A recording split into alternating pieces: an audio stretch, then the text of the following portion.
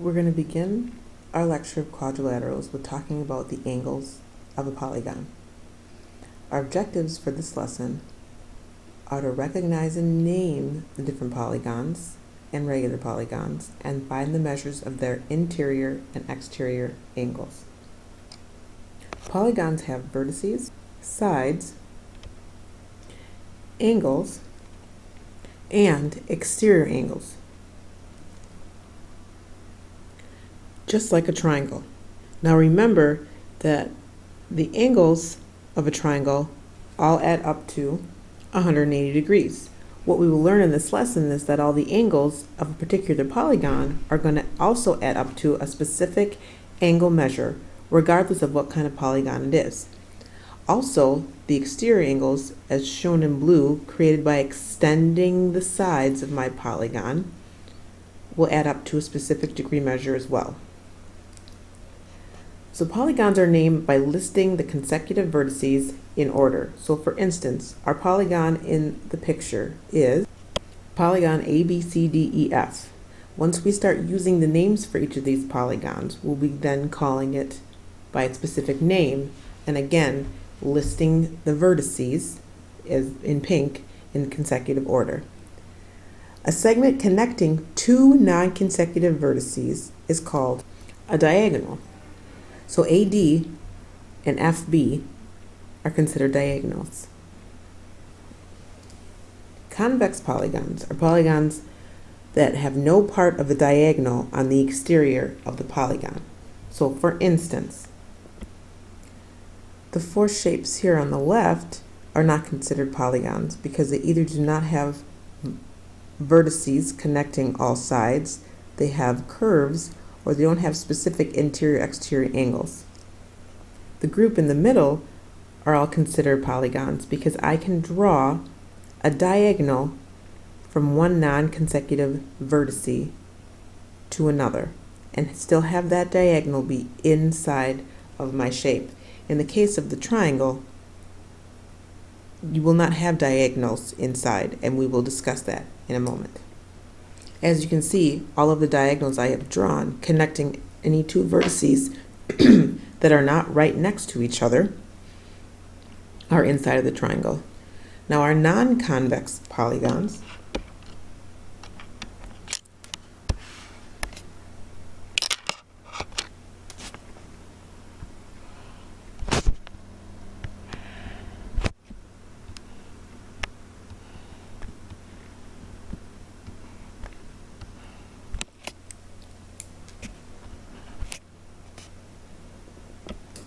I have shown an example of how one can connect two non-consecutive vertices in these three shapes and have that diagonal be outside of the figure, therefore making it non-convex.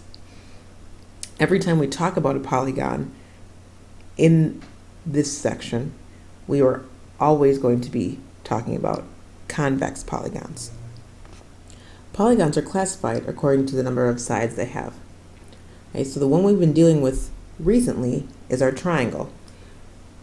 We've been building a quadrilateral every day in class, but here's a nice listing, okay, of some of the other polygons that we are going to deal with. One that they have left out, however, is the heptagon, and we should fill that one in for our seven-sided polygon. One of the reasons the heptagon is left out is that there are actually more than one name used to describe them. In some instances, people use septagon, but for our teaching purposes and our learning purposes, we are going to call a seven-sided polygon a heptagon. Now, as you can see at the end of the listing, we have an n-gon. Now, that can seem a little confusing. What the heck is an n-gon?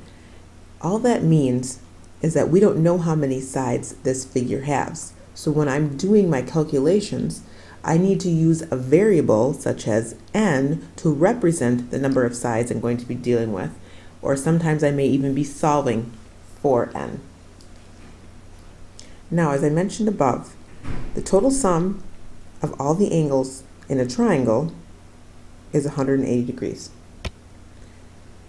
What we are about to discover or use is an equation that's going to help us figure out the total sum in our quadrilaterals, pentagons, hexagons, octagons, n-gons. No matter how many sides to one of our figures, we can figure out the total sum of the measures of the angles in a polygon. But why does this work? If we look at a quadrilateral has 4 sides. In a quadrilateral, I can draw one diagonal, creating 2 triangles inside that quadrilateral. In each of these triangles, there are 180 degrees. If I take 180 and multiply it by 2, I get 360 degrees. And note that there are 2 triangles drawn inside my picture. I realize that I can draw 2 diagonals and create 4 triangles, but we want to have one diagonal drawn from one non-consecutive vertex to the other. So, in a quadrilateral, we have 4 sides, we have 2 triangles, totaling 360 degrees. Let's look at a pentagon. In a pentagon, I have 5 sides. If I draw diagonals from one vertex to the other 2 non-consecutive, I end up creating 3 triangles. In each of these triangles, there are 180 degrees.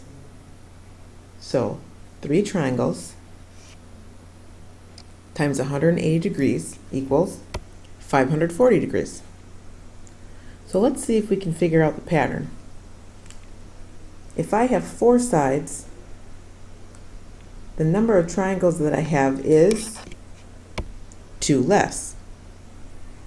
If I have 5 sides, again, the number of triangles that I have in my polygon is 2 less.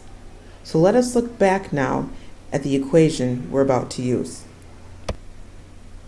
It says the sum of the measures of the angle of a polygon with n sides is n minus 2 times 180. So here's the breakdown of this equation. N represents the number of sides of whatever polygon we are going to be looking at. And because we won't be using the same polygon every time, we put n there to just say, well, how many ever sides you have, place that number here. Now the minus 2 comes from the fact that how many ever sides we have in our polygon, we have 2 less triangles in our picture. So what we're really doing here is taking our number of triangles that we could draw in the picture and multiplying it by 180. Now the question is, why don't we just draw the picture and count the triangles every single time? Well, what kind of picture would you be looking at if you had a figure with 20, 30 sides? And I promise that we may have problems that deal with figures that have 20 or 30 sides. Now the sum of the measures of the exterior angles of a convex polygon is 360. This holds for every single solitary polygon you will ever deal with. The sum will always, always, always be 360 degrees. I know this might feel weird, but anytime you are asked the question that give me the sum of the measures of the exterior angles of a pentagon, hexagon, quadrilateral, decagon, a 10-gon, 20-gon, you will answer 360. We will be doing a GSP project later in the week, figuring out why this characteristic holds for all polygons. Now let's look at our first example. Picture a polygon that has 24 sides, what we would call a 24-gon. We don't have Greek names, or don't really use Greek names for polygons with sides higher than 10. It can get a little messy. So what we need to do is first find the interior angle sum, or the sum of all the angles on the interior, and then the sum of all the angles on the exterior of our picture. So let's use our equation. Okay, n is equal to 24. So I'm going to take 24 and put it in place of the n in my equation. I'm going to subtract 2 from it because in a 24-sided figure, there are 2 less triangles, or 22 triangles that can be drawn in that figure. I'm going to multiply by 180 because that's how many degrees there are in each of those 22 triangles. So 22 times 180 gives me 3,960. To answer part B, the sum of all the exterior angles of a 24-sided figure is 360. Now pause the video and practice 1 through 8 using equation 1 to find the measures of the sum of all the interior angles. Do not be concerned about finding the measure of the exterior angle sum because the answer for all 8 will be 360 degrees. And here are your answers for 1 through 8. You may not have had to do all of them, but at least make sure you practice 3 or 4 of them so you're familiar with the procedure when asked the question, find the sum of the interior angles. Our next 4 problems happen in 2 parts. In order to find the values of x, or the missing angle, we first need to determine the number of sides that we have, determine the total sum in our polygon, and then use that number to help us create an equation. So the answer for number 9 will be x is equal to 50, which is our missing angle. Another type of polygon that we'll be dealing with specifically is called a regular polygon. The most important thing to remember about regular polygons is that they have all congruent angles and all congruent sides. Most of us are comfortable with looking at polygons in this manner.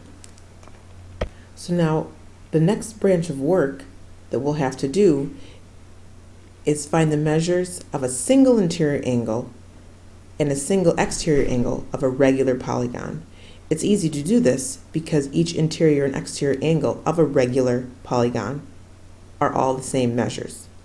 So if we look at example 2, we're asked to find the measure of each interior and each exterior. There will only be 2 answers for this because each interior and exterior of our regular pentagon are all the same measure.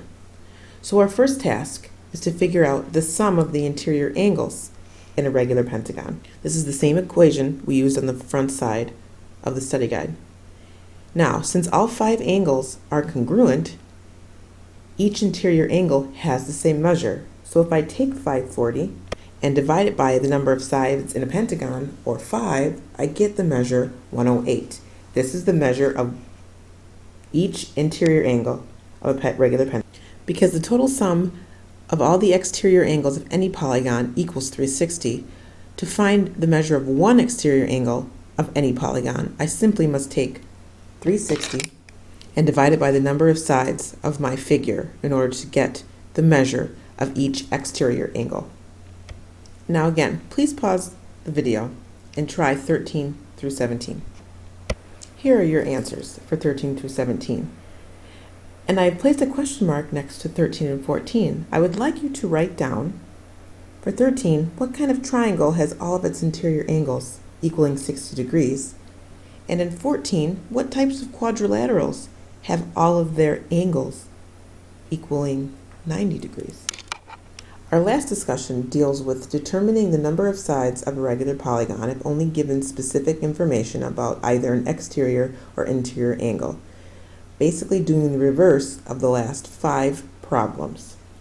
So, we're told in letter A under example 3, the measure of each exterior angle of this specific regular polygon is 45. Since n is equal to the number of sides of this regular polygon, I need to think in reverse of what got me the 45 degrees for the exterior angle. In our previous problems, we divided 360 by the number of sides of our polygon in order to get the exterior angle measure. In this case, we're setting up an algebra equation to work the reverse of that. So the question is 360 divided by what is going to give me 45? After completing a small amount of algebra, I figure out that it is in fact an 8-sided figure that has all of its exterior angle measures equal to 45.